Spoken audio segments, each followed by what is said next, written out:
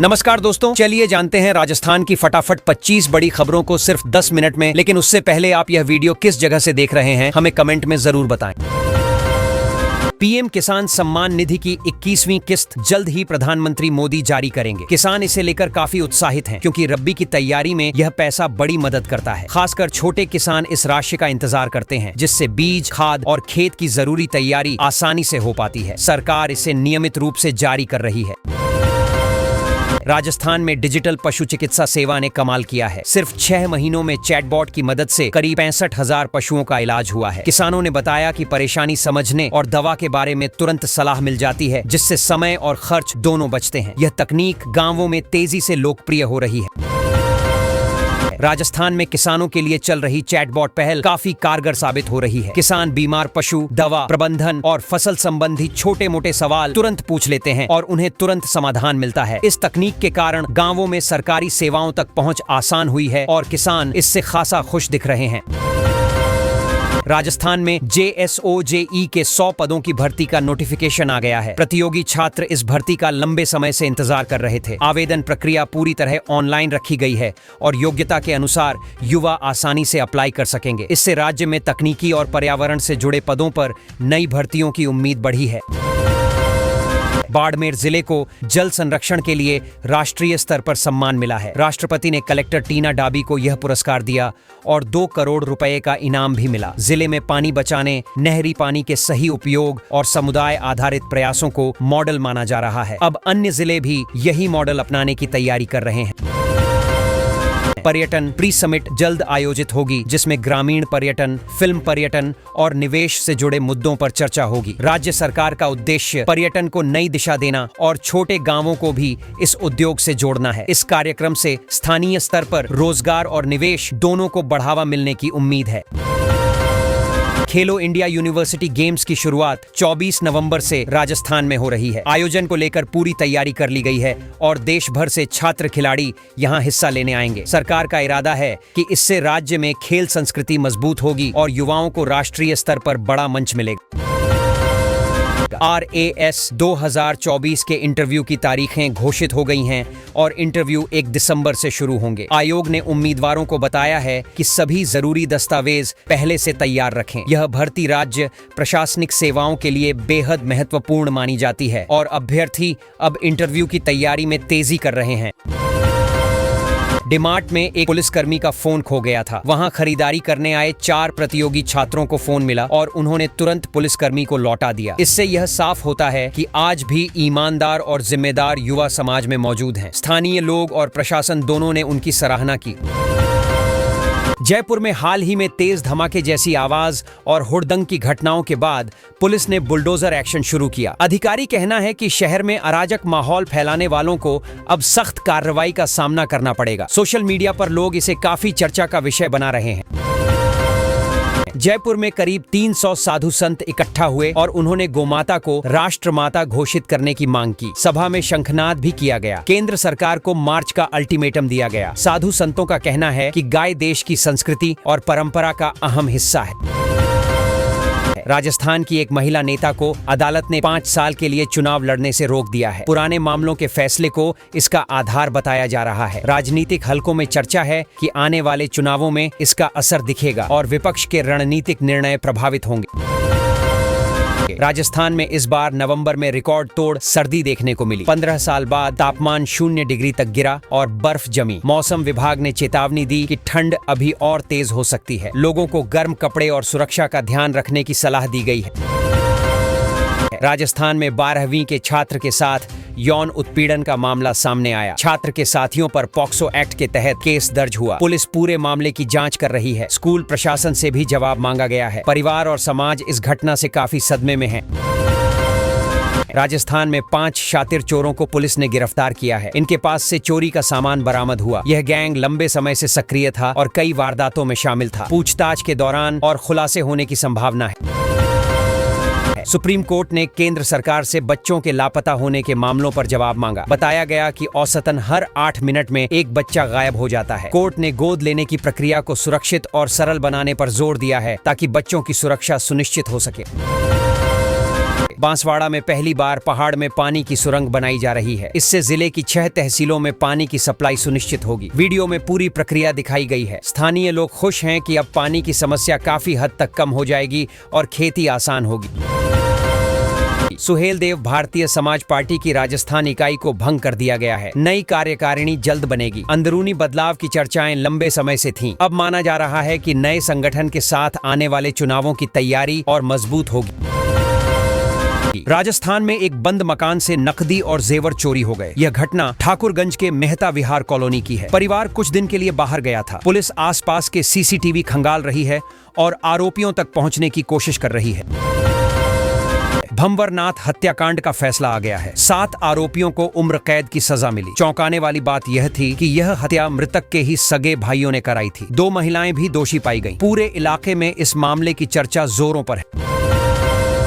नागौर में महाराजा सूरजमल की मूर्ति स्थापित करने पर हंगामा हो गया। 2 पक्षों में विवाद बढ़ा और 5 थानों की पुलिस मौके पर पहुंची। प्रशासन ने लोगों से शांति बनाए रखने और कानून का पालन करने की अपील की। मामले की जांच अभी जारी है।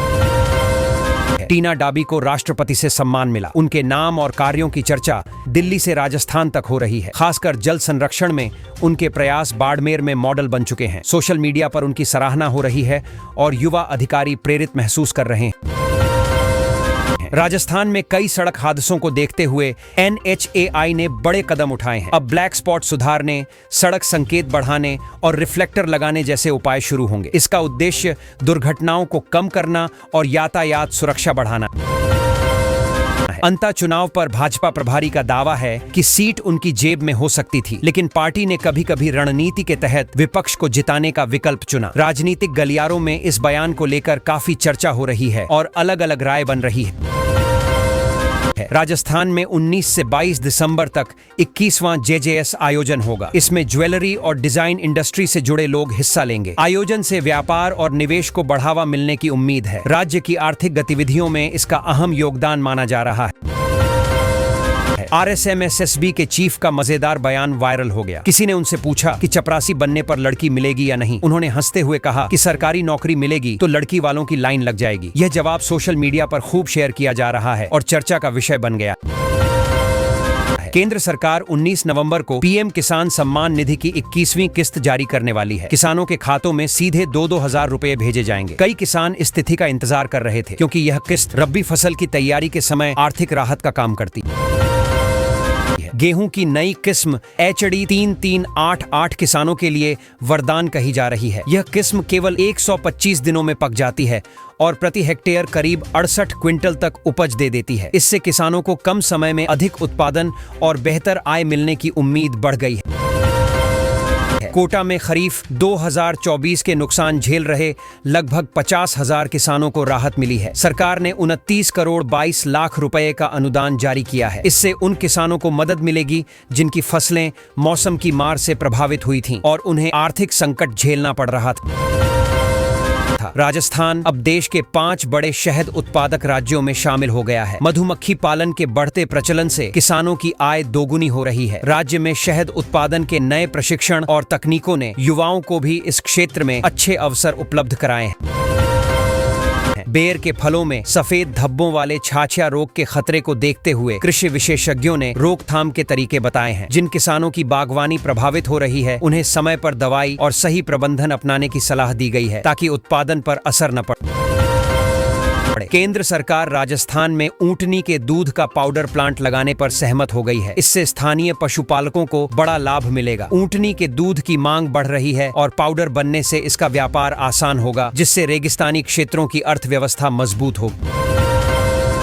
राजस्थान में उर्वरकों की सप्लाई लगातार जारी है और कृषि सचिव ने बताया कि पूरे राज्य में पर्याप्त स्टॉक उपलब्ध है। किसानों को रब्बी सीजन में किसी प्रकार की कमी का सामना न करना पड़े, इसके लिए आपूर्ति की निगरानी लगातार की जा रही है। गन्ना उत्पादक किसानों के हितों के लिए सरकार ने फिर आश्वासन दिया है कि उनके भुगतान और समर्थन मूल्य से जुड़े मुद्दों पर प्राथमिकता से समाधान किया जाएगा। गन्ना किसानों को समय पर राशि मिले, इसके लिए विभाग तेजी से काम कर रहा है। है। नए ड्राफ्ट सीड्स बिल 2025 के तहत सरकार उच्च उपज वाले बीजों के आयात को आसान बनाने की योजना में है। इससे किसानों को उन्नत किस्में उपलब्ध होंगी और फसल उत्पादकता बढ़ेगी। यह बदलाव कृषि क्षेत्र को आधुनिक तकनीकों से जोड़ने की दिशा में अहम कदम माना जा रहा है। मध्य प्रदेश के किसान राजस्थान में धान बेचने गए थे, लेकिन यहाँ की मार्केट स्थितियों के कारण लगभग 500 ट्रकों में लदा धान अटका हुआ है। सीमाई नियमों और प्रक्रियाओं के कारण किसानों को परेशानी हो रही है, जिससे उनकी लागत और समय दोनों बढ़ रहे हैं। नागौर में बिजली चोरी के खिलाफ AVVNL की कार्रवाई जारी है। कुल 6,400 उपभोक्ताओं को चिन्हित करते हुए 6 करोड़ 37 लाख रुपए की वसूली का लक्ष्य रखा गया है। कई गांवों में टीमों ने जांच अभियान चलाया, जिससे चोरी करने वालों में डर बना है।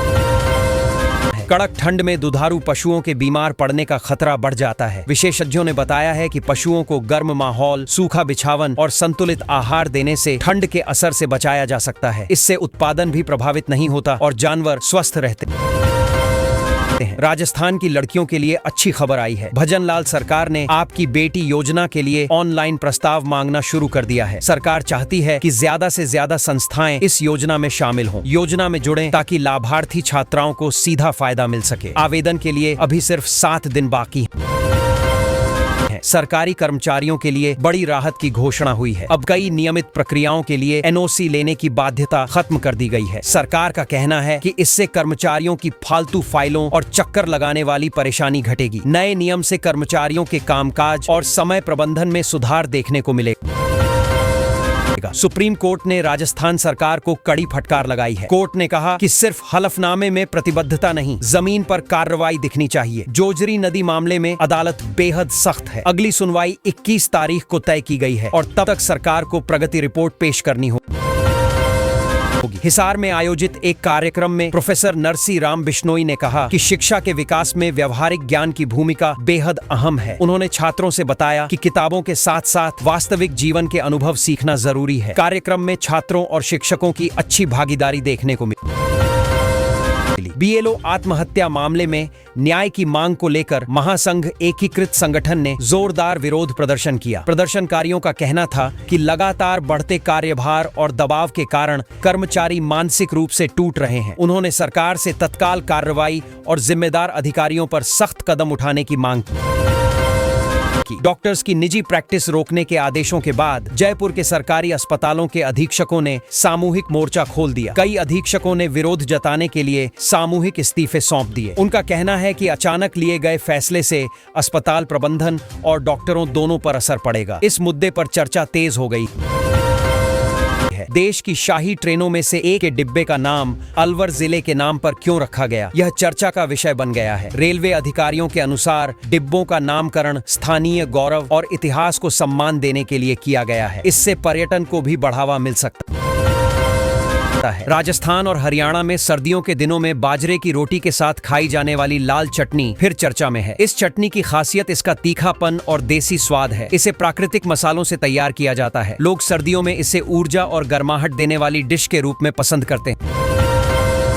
भारत पहला टेस्ट मैच हार गया और इसी बीच बोर्ड ने टीम के कोचिंग स्टाफ में बदलाव कर दिया। अब 5 बड़े नाम टीम के नए कोच बनने जा रहे हैं। यह फैसला अचानक आया, जिससे क्रिकेट फैंस और खिलाड़ियों के बीच बहस तेज हो गई है। बदलाव के बाद टीम में नई रणनीति की उम्मीद है। राजस्थान पुलिस और IPF के सौजन्य से 6 दिवसीय कार्यशाला का आयोजन 6 अक्टूबर से 10 अक्टूबर तक हुआ। इसमें साइबर सुरक्षा, महिला सुरक्षा और आधुनिक पुलिसिंग पर विस्तृत प्रशिक्षण दिया गया। अधिकारियों का कहना है कि नई तकनीक के साथ तालमेल बैठाना बेहद जरूरी है। प्रतिभागी इस वर्कशॉप को काफी उपयोगी बता रहे हैं। सरकारी हॉस्पिटल अधीक्षकों ने निजी प्रैक्टिस पर प्रतिबंध के खिलाफ एक वीडियो जारी कर अपनी नाराजगी 2023 में जारी की दिखाई। उनका कहना है कि सरकार को डॉक्टरों की वास्तविक समस्याओं को समझकर निर्णय लेना चाहिए। अचानक लागू की गई रोक से स्वास्थ्य सेवाओं पर भी असर पड़ सकता है। विरोध के संकेत लगातार बढ़ रहे हैं। राजस्थान को नया मुख्य सचिव मिल गया है। V श्रीनिवास ने पदभार संभालते हुए कहा कि प्रशासनिक सुधार उनकी प्राथमिकता होगी। पूर्व मुख्य सचिव पंत को विदाई दी गई। नए मुख्य सचिव से उम्मीद है कि राज्य में लंबित मामलों और विकास परियोजनाओं की गति तेज होगी। धर्मांतरण कानून संबंधी याचिका पर अदालत ने नोटिस जारी कर संबंधित पक्षों से जवाब मांगा है। कोर्ट ने कहा कि कानून संवेदनशील मुद्दा है और सभी पक्षों की बात सुनी जाएगी। अगली सुनवाई में सरकार को विधेयक की व्याख्या और उसके औचित्य पर विस्तृत जवाब देना होगा। मामला अब गंभीरता से आगे बढ़ रहा है। मक्का की कीमतों को लेकर किसान संगठनों ने दावा किया है कि एथेनॉल की होड़ के बीच लगातार गिरावट देखी जा रही है। किसानों का कहना है कि बाजार में सरकारी दखल की जरूरत है, वरना लागत निकालना मुश्किल हो जाएगा। यह मुद्दा ग्रामीण इलाकों में बड़ी चर्चा का विषय है। DRMR 1165 से